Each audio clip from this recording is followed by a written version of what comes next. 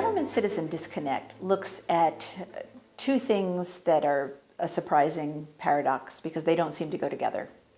One is that if you look at people's views about government, back in the middle of the 20th century, most Americans felt that they could trust government, they felt that government was responsive to people like them, and those rates have gone down over the decades where people have very low confidence in government now.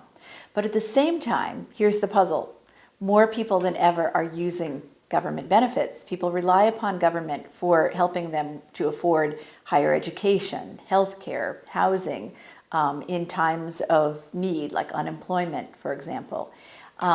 So how can this be that more people than ever are relying upon government for part of their income, and yet they really despise government?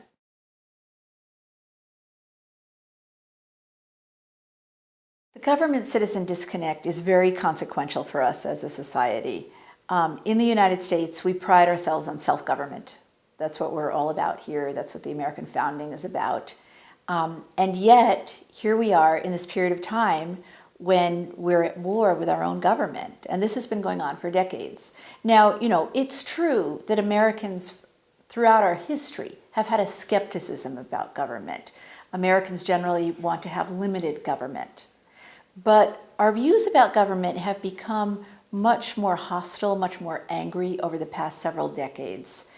And this is ironic because, if you go back to the 1960s when we had very high confidence in government, government actually asked more of people then. We had higher tax rates, we had universal conscription of young men, and government did much less then in terms of giving people social benefits.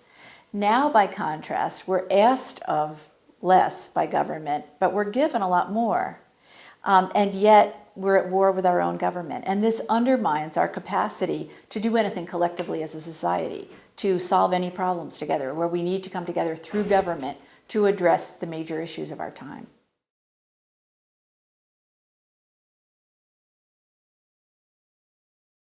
So in my research, I looked at the state of Kentucky to try to understand what was going on. Kentucky used to send Democrats to Congress, and they tended to be moderate Democrats. As recently as the 1980s, that was the case. Then by the 1990s, they began to send Republicans, and first moderates, and then increasingly conservative Republicans over time, who really wanted to scale back social benefits in the United States. But at the same time, here's the paradox.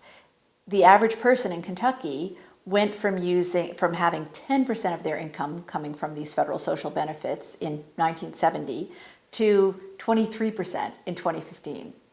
So it's so paradoxical. How could it be that at the same time that they're relying more upon social benefits, they're sending to Congress people who are running on a platform that they want to scale back these very benefits?